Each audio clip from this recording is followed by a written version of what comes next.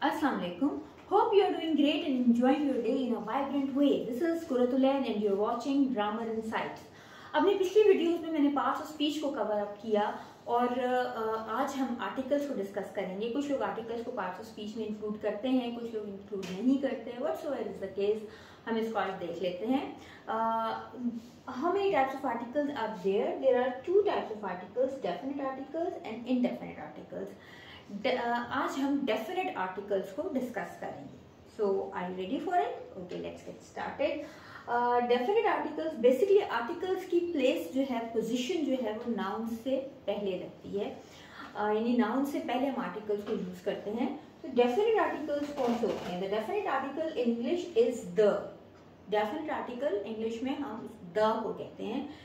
As the word indicates, definite, defined, well-defined articles. It is used to refer to a specific or particular noun indicating that the speaker or writer is referring to a particular instance or idea or item that is already known or has been mentioned before. ये वो article होता है जो कि उन noun से पहले लगता है जिनको राइटर या स्पीकर ने अपनी स्पीच में या अपनी राइटिंग में पहले मेंशन किया हुआ होता है, राइट? जिस कॉन्टेक्स्ट में वो बात कर रहे होते हैं उस कॉन्टेक्स्ट में पहले ये नाउन्स मेंशन होते हैं, इसलिए उनके साथ हम द का आर्टिकल यूज करते हैं। यानी पर्टिकुलर नाउन या पर्टिकुलर स्पेसिफिक नाउन से पहले हम द का आर्टिकल यूज करेंगे। So for example, please pass me the book on the table. यानी जो उस टेबल के ऊपर बुक पड़ी है वो वाली बुक आप पास करें, राइट?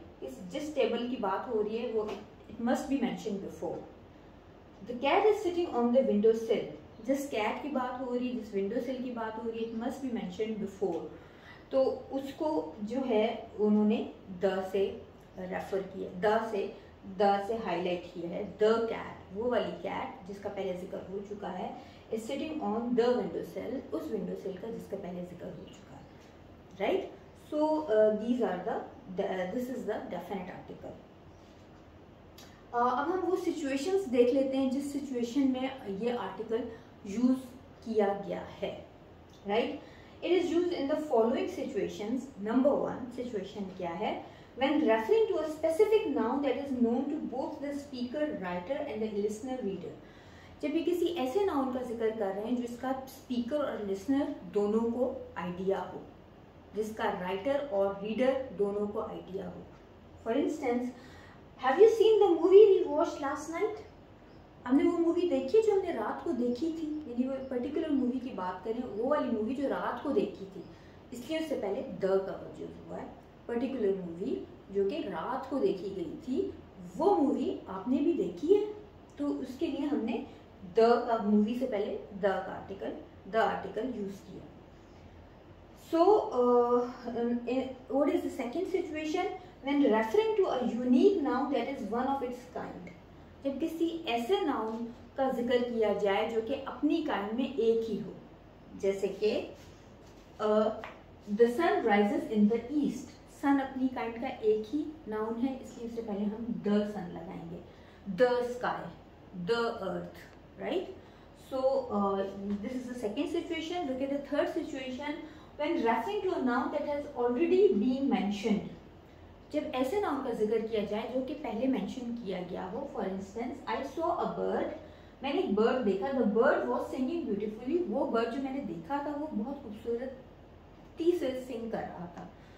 तो उसी बर्ड की बात हो रही है। जब पहले उस बर्ड का जिक्र किया तो उससे पहले इंडेफिनिट आर्टिकल आ लगाया गया, लेकिन जब वो रिपीट हुआ, वही बर्ड दोबारा उसका जिक्र किया गया, तो उससे पहले हमने डेफिनेट आर्टिकल यानी किसी उस बर्ड की बात की जा रही जो कि पहले मेंशन्ड है, तो इसलिए उससे पहले हमने द आर्टिकल यूज किया। Look at the fourth situation. When referring to a noun that is known or identifiable due to the context. जब हम ऐसे नाउन का जिक्र कर रहे हैं जिसका कॉन्टेक्स्ट में पहले जिक्र हो चुका हो, जिस कॉन्टेक्स्ट में हम बात कर रहे हैं उसमें उसका जिक्र हो चुका हो, जैसे I need to buy the ingredients for the recipe.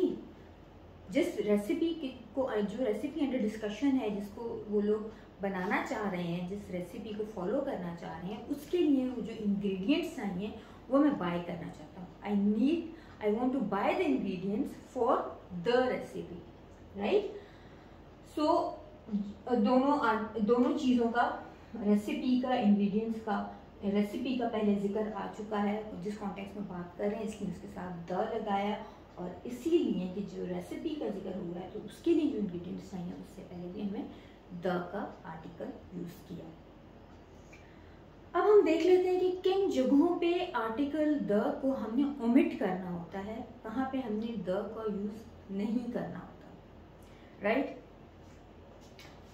उसमें फर्स्ट सिचुएशन क्या है? The definite article the is not use before the names of languages, arts and science groups, science subjects, right? जैसे कि हम लैंग्वेजेस में नहीं use कर सकते, आर्ट्स जो डिफरेंट होते हैं उनमें नहीं, उनके साथ द का आर्टिकल नहीं यूज होता, साइंस सब्जेक्ट्स के साथ नहीं यूज होता। जैसे मैं कहूँ French is a beautiful language, right? तो फ्रेंच से पहले मैंने द नहीं यूज किया, I said French is a beautiful language, तो हमने द को ओमिट कर दिया। सिमिलरली स्कल्पचर एक आर्ट है, sculpture is mastered bye few, ठीक है? उससे पहले स्कल्पचर से पहले मैंने द का वर्ड यूज नहीं किया। सिमिलरली अगर हम साइंस सब्जेक्ट्स की बात करें, he is PhD in physics, physics से पहले भी मैंने द का आर्टिकल नहीं यूज किया, तो इन केसेस में द जो है वो ओमिट किया जाता है। Second situation, the definite article the is not use before places of assembly such as school, market, hospital, mosque, when these are visited for their primary purpose. जब प्राइमरी पर्पस के लिए इन जगहों को, स्कूल को, market को, hospital को, mask को visit किया जाएगा तो हम उसमें द का आर्टिकल ओमिट करेंगे। For instance, my teacher is in hospital, अब she definitely went there to for her treatment, right? तो वो ट्रीटमेंट के लिए गई, हॉस्पिटल का प्राइमरी पर्पस ही यही होता है कि हम अपनी ट्रीटमेंट के लिए जाते हैं, अपने चेकअप के लिए जाते हैं, तो इसलिए उसमें हमने हॉस्पिटल से पहले द का आर्टिकल ओमिट किया। माई टीचर इज इन हॉस्पिटल, यानी वो एडमिटेड है हॉस्पिटल में, तो इसलिए हमने इससे पहले द का आर्टिकल ओमिट किया। I went to the hospital to look up my teacher, अब वो जो विजिट करने गया हॉस्पिटल, वो अपने चेकअप के लिए, अपनी ट्रीटमेंट के लिए नहीं गया, बल्कि अपनी टीचर को विजिट करने के लिए गया, सेकेंडरी पर्पस के लिए गया, तो इसलिए यहाँ पे हमने द का आर्टिकल यूज किया। I went to the hospital to look up my teacher, alright? So this is the case. Next third situation क्या है? The definite articles the is not used when two or more adjectives qualify the same noun. जब दो या दो से ज़्यादा adjectives एक ही noun को क्वालिफाई करेंगे तो हम उनके साथ भी एडजेक्टिव्स नहीं, आर्टिकल यूज नहीं करेंगे। जैसे कि for example, he is handsome and intelligent boy, ठीक है? इसकी दो क्वालिटीज, दो एडजेक्टिव्स यूज किए गए हैं, हैंडसम एंड इंटेलिजेंट बॉय, तो दोनों के साथ हमने the handsome, the intelligent boy नहीं यूज किया, राइट? उसमें हमने ओमिट किया है आर्टिकल को। Next, the definite article the is not used before the names of meals when they are used as part of the daily routine. जब हम meals का जिक्र करते हैं, लंच, डिनर, ब्रेकफास्ट, इनका जिक्र करते हैं और डेली रूटीन में जिक्र करते हैं, तो हम द का आर्टिकल ओमिट करेंगे।